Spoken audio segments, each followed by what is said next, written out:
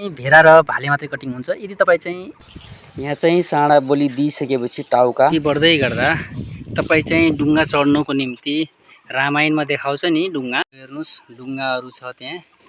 अब हामी चाहिँ मेन मन्दिरतर्फ जाँदैछौँ। अन्तिमसम्म हेर्नु होला। मनमा लागेको कुराहरू चाहिँ कमेन्ट गर्न नभुल्नु होला है त। हेलो साथीहरू, नमस्ते। हामी चाहिँ श्री बराह क्षेत्र प्रवेशद्वार भन्नाले हामी बाह्रकुने दहमा जाँदैछौँ। हामी नेपालगञ्जदेखि घोराइको यो बाह्रकुने दह जाँदैछौँ। तपाईँलाई चाहिँ यहाँ बाह्रकुने दहमा के कस्तो छ त सबै सम्पूर्ण भिडियो मार्फत देखाउनेछौँ। अन्तिमसम्म जोड्नु होला है त।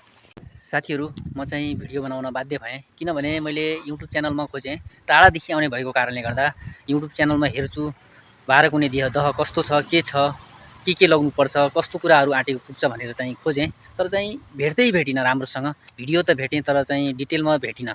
त्यही भएर चाहिँ मैले डिटेलमा एकदम सानो कुराहरू पनि म यसमा जानकारी दिनेछु। अन्तिमसम्म हेर्नु होला, पुरा भिडियो हेर्नु होला र तपाईँले खोजेको रोजेको सम्पूर्ण कुराहरू चाहिँ यही भिडियो मार्फत पाउनुहुन्छ।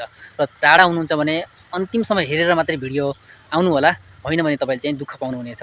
एकदम डिटेलमा जानकारी दिनेछु, हेर्नु होला है त। सर्वप्रथम साथीहरू, यो बाह्रकुने दह घोराई बस पार्कदेखि लगभग 6 देखि 7 किलोमिटर दूरीमा चाहिँ बाह्रकुने दह पर्छ र अटोले एकजनाको 100 रुपियाँको हिसाबले बाह्रकुने दहसम्म लिने पुर्याउँछ। गेट प्रवेश गरेपछि हामी चाहिँ बिस्तारै अघि बढ्छौँ। अघि बढेपछि हामीले चाहिँ साइडमा पिकनिक स्थान पनि देख्न सक्छौँ। जो चाहिँ हामी यहाँ पिकनिक गर्न आउन चाहन्छौँ सो मान्छे चाहिँ यहाँ पिकनिक पनि गर्न सक्छ मजाले। एकदम सुनसान वातावरण, पानीको बिजुलीको सम्पूर्ण व्यवस्था छ। यहाँ डिजे बजाउनको लागि पनि व्यवस्था छ, हेर्न सक्नुहुन्छ। जस्तै यो एरिया क्रस गरेपछि हामी चाहिँ मन्दिरको सानोतिनो झलक देख्न सक्छौँ, हेर्न सक्नुहुन्छ। थोरै अगाडि बढेँ म। सिडीदेखि तल उर्लिएपछि चाहिँ हामी चाहिँ मन्दिर एरिया थोरै देख्न सक्छौँ, तालहरू देख्न सक्छौँ, हेर्नुहोस् है।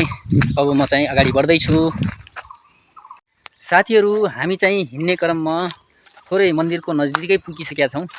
र एउटा इम्पोर्टेन्ट कुरा के छ भने, तपाईँ पूजा गर्नुको निम्ति भाकल गरेर तपाईँ आउँदै हुनुहुन्छ भने तपाईँ चाहिँ बिहान 4 बजेदेखि 12 बजेभित्रमा चाहिँ मन्दिर खुल्दो रहेछ। त्यो बिचमा मात्रै खुल्छ, त्योभन्दा पछि चाहिँ खुल्दैन। यदि मान्छेको भिडभाड छ भने चाहिँ खुल्छ, होइन भने चाहिँ तपाईँ रिटर्न जानुपर्ने हुन्छ बिना पूजा गरेरै है साथीहरू। यो कुरा चाहिँ नभुल्नु होला। अब हामी मन्दिरको एरिया देखाउँछौँ, हेर्नुहोस् यस्तो छ मन्दिरको एरिया। तपाईँ थोरै अगाडि पुगिसकेपछि चाहिँ यो तालको बिचमा मन्दिर देख्न सक्नुहुन्छ। सबैभन्दा पहिला यो मन्दिरमा दर्शन गर्नको निम्ति ढुङ्गा चढेर जानुपर्ने हुन्छ। ढुङ्गाको आजभन्दा 5 वर्ष पहिला चाहिँ एकजनाको 100 रुपियाँको हिसाबले चाहिँ ढुङ्गाको चढेको थियो भाडा। अहिले चाहिँ जाँदैछु म, कति छ के छ बिस्तारै बुझ्नेछु, हेर्न सक्नुहुन्छ। यिनी चाहिँ मेरो सानो छोरी र बुढी हुन्। के छ, कस्तो लाग्यो तिमीलाई मन्दिर? एकदम राम्रो लाग्यो। नानी आत्तिरहेको छिन्। हामीले बाबा आउने जाम भन्छन्। सानी, म भिडियो बनाउँछु अनि जामलाई है। एकैछिन 5 मिनट मेरो दर्शकहरूलाई म पुरा यो मन्दिरको जानकारी दिन चाहन्छु। तिमीहरू यहीँ वेट गर, म आउँछु है त। Okay baby. हेर्नुहोस् ढुङ्गाहरू छ त्यहाँ। अब हामी चाहिँ मेन मन्दिरतर्फ जाँदैछौँ। अन्तिमसम्म हेर्नु होला। मनमा लागेको कुराहरू चाहिँ कमेन्ट गर्न नभुल्नु होला है त। रानी बजुथानको मन्दिर हो यो चाहिँ। सुरुमा यहाँ चाहिँ रानी बजुथानको मन्दिरमा यो वाला हो है त। रानी बजुथानको मन्दिर यो। त्यसपछि यो चाहिँ विष्णु बराहको मन्दिर हो। विष्णु बराहको मन्दिर हो यो। त्यसपछि चाहिँ मेन मन्दिर यो कान्छा बराथान मन्दिर, यो मेन मन्दिर यही हो, देख्न सक्नुहुन्छ। यहाँ चाहिँ तपाईँ नरिवल फुल्न सक्नुहुन्छ। यो नरिवल फुल्ने ठाउँ हो। यहाँ चाहिँ तपाईँ आवश्यक अनुसारले चाहिँ दक्षिणा गर्न सक्नुहुन्छ। यो मधुपेटिकामा र अगरबत्ती बाल्ने ठाउँमा यस्तो छ। हामी सरसर्ती अघि बढेपछि तपाईँलाई चाहिँ यहाँ यस्तो छ। यहाँ चाहिँ एउटा भेरा, साँडा र एउटा चाहिँ भालेको चित्र देख्न मिल्छ। थोरै यहाँनिर चाहिँ मेरो मन्दिर व्यवस्थापन समितिलाई मेरो आग्रह छ, यो चाहिँ सफा गर्नु होला। यो चाहिँ फोहोर लास्टै भयो। यो चाहिँ यसको अर्थ एउटा मात्रै छ, के हो भनेपछि यहाँ चाहिँ भेरा र भाले मात्रै कटिङ हुन्छ। चलाउनु भेरा र भाले मात्रै कटिङ हुन्छ। यदि तपाईँ चाहिँ भेरा र भाले बाहेक अरू कुनै ल्याउनुहुन्छ भने कटिङ हुँदैन। यदि पहिले तपाईँले आँट्नु भएको छ भने चाहिँ हुन्छ, नत्र चाहिँ कटिङ हुँदैन। र सामान्य यहाँ चाहिँ पिउने पानी छ। तपाईँ सरसर्ती अघि बढ्नुभयो भने युवाला मन्दिरमा चाहिँ तपाईँ यस्तो देख्न सक्नुहुन्छ। हेर्नुहोस्, भेडा र साँडा भाले बलिदानमा बलि दिने समय बिहान 5 बजेदेखि दिउँसोको 12 बजेसम्म भन्ने छ। त्योभन्दा पछि आउनुभयो भने तपाईँ बलि गर्न सक्नुहुन्न। मन्दिर चाहिँ बिहान 4 बजे खुलिहाल्छ, तर 5 बजेदेखि चाहिँ बलि दिने समय हो र दिउँसोको 12 बजेसम्म है त। त्यो चाहिँ मेन कुरा ध्यान दिनु होला, नत्र भने तपाईँ दुःख पाउनुहुन्छ। तपाईँ यसरी सरसर्ती अघि बढ्नुभयो भने त्यहाँ हेर्नुहोस्, भेडा काटेको चढाएको भेडा चाहिँ तपाईँ चाहिँ पैसा तिरेर यसलाई चाहिँ काट चिरफार गर्न सक्नुहुन्छ। उहाँ चाहिँ काटिराख्नु भएको छ। हेर्नुहोस्, यो भेडा तपाईँ चाहिँ पैसा तिरेर चाहिँ यिनलाई चाहिँ पिस बनाइदिनुहोस् भनेर चाहिँ पैसा तिरेर बनाउने हो। यहाँ हेर्नुहोस्, जलाउने ठाउँ।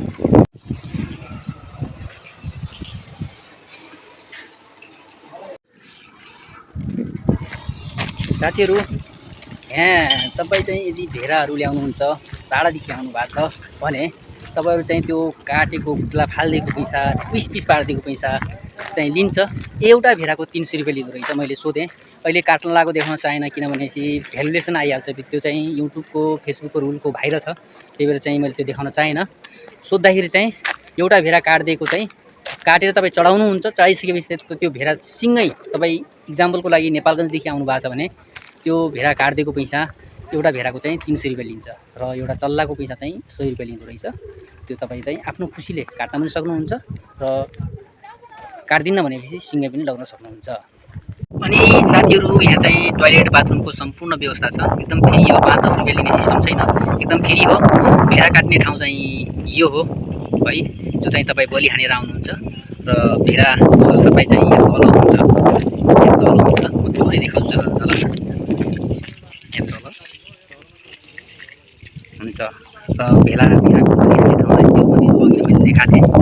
र तपाईँ यसरी चाहिँ सरसर्ती अघि बढ्नुभयो भने चाहिँ तपाईँ पूजाको सामग्री किन्ने ठाउँ चाहिँ दोकानहरू त्यहाँ छ, हेर्न सक्नुहुन्छ। यो दोकानहरूको पूजाको सामग्रीहरू तपाईँले चाहिँ टाढादेखि आउनुहुन्छ भने ल्याउनु परेन है। तपाईँको थाली, पूजाको सामग्रीहरू, नरिवलहरू, सम्पूर्ण कुराहरू चाहिँ तपाईँ चाहिँ यहाँ मजाले पाउन सक्नुहुन्छ है। अनि यहाँ चाहिँ परिवारलाई बस्नको लागि सानो घर बनाएको छ। यहाँ चाहिँ तपाईँहरू परेवा किनेर यहीँ चढाउन पनि सक्नुहुन्छ। परेवा पनि ल्याउनु परेन। टाढादेखि आउनुहुन्छ, परेवा आँट्नु भएको छ भने तपाईँले चाहिँ परेवा पनि ल्याउनु परेन, यहीँ चाहिँ किनेर यहीँ उडाउन सक्नुहुन्छ है। एउटा मेन कुरा के रहन्छ भने टाढादेखि आइसकेपछि मान्छेले चाहिँ मसँग मोबाइल छैन, फोटो खिच्नुको लागि, भिडियो बनाउनुको लागि, टिकटक बनाउनुको लागि भन्नुहुन्छ भनेपछि यहाँ चाहिँ नजिकै क्यामेराम्यानहरू पनि तपाईँ प्रशस्त रूपमा पाउनुहुन्छ।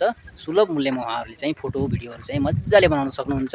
त्यही भएर चाहिँ तपाईँ त्यस्तो कुराको लागि आत्तिनु परेन है त। तपाईँलाई चाहिँ माछालाई चारो हाल्नु छ भने चारो तपाईँ चामल घरैदेखि ल्याउनुहुन्छ भने ठिक छ, होइन भने यहाँ पनि माछालाई चारो हाल्नको निम्ति चारो मजाले किनेर पाउनुहुन्छ। त्यहाँ दाइले चाहिँ माछालाई चारो बेचिराख्नु भएको छ। त्यो दाइले चाहिँ माछालाई चारो बेचिराख्नु भएको छ। अब अगाडितिर बढ्यौँ हामी चाहिँ, यो पूजाको सामग्रीहरू पाउने ठाउँ हो यो। यदि तपाईँ टाढादेखि आउनुहुन्छ भने नास्ता खानुको लागि नास्ताहरूको पसल पनि छ यहाँ मजाले, तपाईँ यसको लागि चिन्ता गर्नु परेन। चाहिँ हामी अघि बढ्दै जाँदाखेरि चाहिँ यहाँ चाहिँ तपाईँले डुङ्गा देख्न सक्नुहुन्छ, जुन चाहिँ रामायणमा देखाउँछ त्यस्तो खालको डुङ्गा देख्न सक्नुहुन्छ। हेर्नुहोस्, 1 2 3 4 5 र 2टा पारी छ। पारी बिचमा मन्दिर पनि छ, हेर्न सक्नुहुन्छ। पारी चाहिँ 12 कुने दह लेखेको छ। एकदमै सुन्दर रमणीय छ। वरपर डाँडाहरूले ढाकेको छ र चारैतिर डाँडाले ढाकेको बिचैमा चाहिँ 12 कुने दह तपाईँले देख्न सक्नुहुन्छ। तपाईँ यदि बच्चालाई लिएर आउनु भएको छ भने बच्चालाई खेल्ने झोलाहरू पनि पाउँछ। यहाँ पर झोलाहरू छ बच्चालाई खेल्ने, बच्चालाई रमाइलो दिन पनि सक्नुहुन्छ। हेर्नुहोस्, यो चाहिँ बच्चालाई खेल्ने, यो चाहिँ पैसा सिस्टम हो है। फेरि पैसा तिरेर यहाँ चाहिँ बच्चालाई चाहिँ रमाइलो गर्न सक्नुहुन्छ।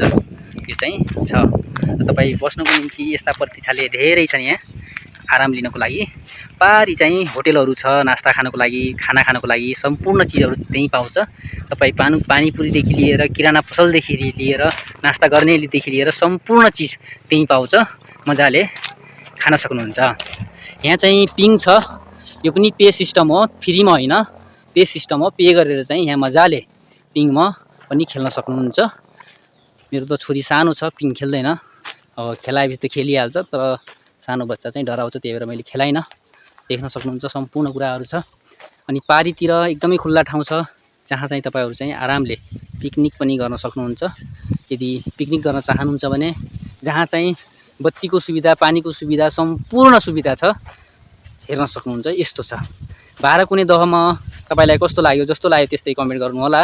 र यदि मनमा लागेको छ भने केही कुराहरू चाहिँ त्यो कुरा पनि हाइलाइट दिएर चाहिँ लेख्नु होला। म चाहिँ सुधार्न सक्छु, भिडियो मार्फत, अर्को भिडियो मार्फत जानकारी दिन सक्छु है त। यस्तो छ। अहिले चाहिँ यहाँ रेस्टुरेन्ट, बारहरू सम्पूर्ण कुराहरू छ। तपाईँले चाहिँ अटो पनि प्रशस्त रूपमा पाउनुहुन्छ यहाँदेखि घोराइ जानुको निम्ति। यहाँ चाहिँ यस्तो छ, फोटो खिच्नको निम्ति यहाँनिर एउटा साँडो छ, जो चाहिँ साँडो बलिदिन मिल्छ भनेर चाहिँ देखाएको हो यो। यस्तो छ कुछ।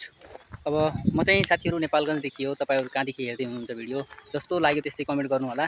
र अर्को भिडियोमा फेरि मिल्ने बाचा गर्दै कहिलेको लागि छुट्टिन्छु।